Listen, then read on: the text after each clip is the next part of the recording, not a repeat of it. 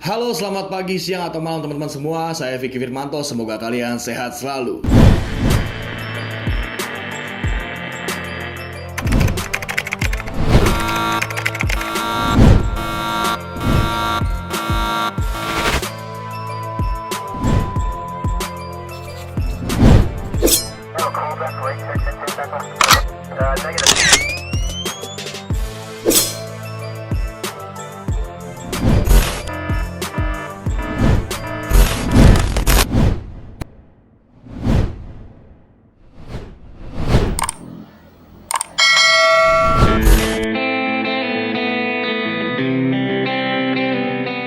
Ya, menjadi sorotan di Indonesia tentang kejadian kemarin Rabu 31 Maret 2021, penyerangan Mabes Polri oleh seorang wanita dengan ciri-ciri menggunakan baju hitam dengan jilbab berwarna biru.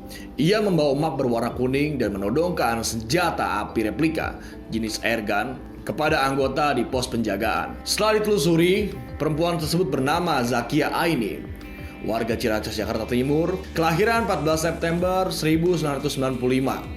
Tepatnya ia masih berusia 25 tahun dengan status seorang mahasiswi. Ia melakukan tindakan gila itu dengan dalil ingin berjihad. Ini merupakan suatu hal yang salah. Pada saat ini Indonesia, benar kata Ramalan Bung Karno, perjuanganku lebih mudah karena mengusir para penjajah. Perjuangan kalian tidaklah mudah karena melawan bangsa sendiri. Bangsa yang mabuk agama, bangsa yang mabuk budaya asing. Ini salah satunya. Ada kesalahan terhadap pemahaman agama. Pada dasar setiap agama di dunia tidak ada yang mengajarkan kebencian, apalagi pembunuhan. Jihad yang salah persepsi, di mana ini suatu pemikiran yang sempit terhadap jihad tersendiri. Maknanya tidak seperti itu untuk jihad. Tentang ajaran agama yang tidak secara meluas atau setengah-setengah dapat menimbulkan suatu doktrin yang salah. Cuci otak, brainwash. Ini sering terjadi di Indonesia. Karena faham-faham ingin mengubah ideologi bangsa ini memang sudah bermunculan dari kelompok-kelompok tertentu. Ingin mengubah Pancasila menjadi khilafah itu suatu hal yang salah. Kenapa seperti itu? Bangsa kita digabungkan, disatukan dari Sabang sampai Merauke itu dengan Pancasila. Nilai-nilai dari Pancasila itu sudah sesuai dengan sistem dan juga penduduk di Indonesia. Namun jika ada suatu kelompok yang ingin memaksa secara hendak, melakukan penyeragaman secara paksa, harus mengikuti ajaran A tanpa memperdulikan nilai-nilai kebinekaan di negara ini, itu suatu hal yang salah dan harus kita lawan. Karena bangsa kita, Indonesia, ada karena sebuah perbedaan. Perbedaanlah bukanlah suatu musibah, melainkan sebuah keindahan keanekaragaman. Kita, Indonesia, terdiri dari berbagai suku, ras, bahasa, agama, warna kulit, dan banyak hal lainnya. Itu merupakan kekayaan keanekaragaman kita. Bangsa yang berbineka tunggal ika, bangsa yang satu dalam satu pedoman Pancasila. Itulah Nusantara. Ini harus digarisbawahi dan ini bukanlah suatu hal yang ringan. Ini yang merupakan ancaman yang harus diperhatikan dan diberikan solusinya. Karena ada suatu umpama yang mengatakan, kalau salah gaul masih bisa untuk dibilangin dan diluruskan. Tapi kalau salah pengajian, ini sangat sulit. Karena itu merupakan faham. Ketika suatu faham dibalut dengan agama, menjadi suatu hal yang bisa saja mudah dipercaya. Ada satu hal yang harus diluruskan, di mana Zakia Aini, pelaku terorisme yang sudah menjadi almarhumah penyerangan ke pihak Mabes Polri. Ia membawa identitas kartu tanda anggota dari klub syuting Perbakin. Sudah diklarifikasi oleh pihak Perbakin. Setelah di-searching datanya dengan nama tersebut, tidak ada dari database yang dikumpulkan, dirangkum oleh pihak Perbakin untuk anggotaannya. Tidak ada nama Zakia Aini. Jadi sudah dinyatakan itu merupakan kartu tanda anggota yang palsu. Karena banyak sekali di luar sana yang mengaku sebagai Perbakin, klub syuting tembak dan lain-lain. Mereka tidak resmi dan mereka mengada-ngada alias membuat kartunya secara ilegal untuk kebutuhan bisnis. Demi bisa menjual unit airsoft gun ataupun airgun, mereka rela menipu atau memalsukan kelompok dari Perbakin. Lalu media lokal Indonesia, entah kenapa mereka menulis pelaku menggunakan airsoft gun. Pelaku menggunakan airsoft gun. Tidak. Sudah jelas-jelas airsoft gun dan airgun itu berbeda. Kita mulai dari airsoft gun dulu. Yang saya pegang ini merupakan unit airsoft gun. Saya nggak menyebutkan merek. Tapi airsoft gun merupakan mainan. Kenapa mainan? Karena menggunakan peluru berjenis BB atau bullet ball dengan ukuran 6 mm untuk pelurunya. Plastik.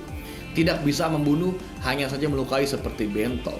Dan menggunakan sistem tenaga dari per dinamo ataupun gas dengan kapasitas gasnya green gas, tidak terlalu powerful. Itu merupakan mainan dan seni olahraga yang sudah digemari Indonesia sejak lama. Bahkan dari pihak kepolisiannya pun ataupun tentara membuat kejuaraan ini tersendiri. Perbedaannya dengan airgun adalah kalau airgun menggunakan peluru 4,5 mm ataupun 6 mm dengan bahan baja gotri pelurunya. Tenaga dorongannya adalah gas CO2.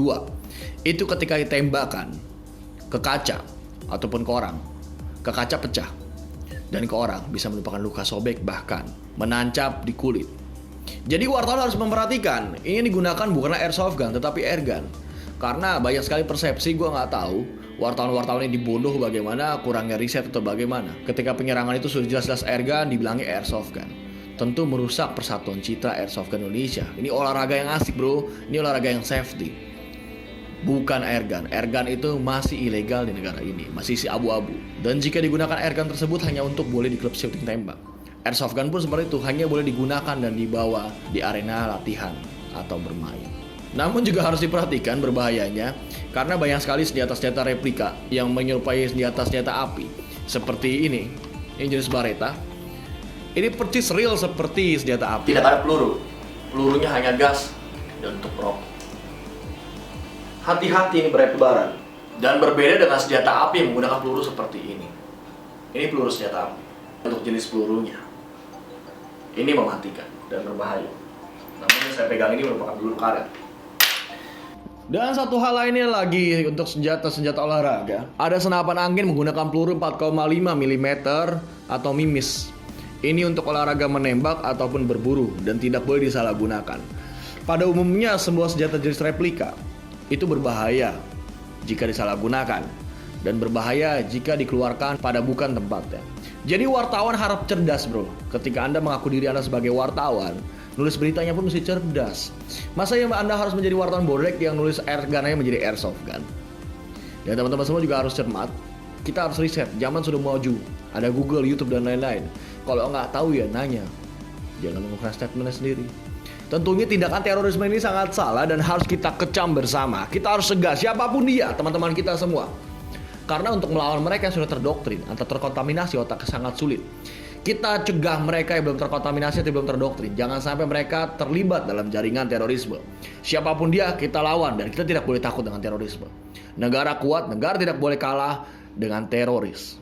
Karena bangsa kita bangsa yang hebat, bangsa pejuang, bisa mengusir para penjajah dari bangsa ini.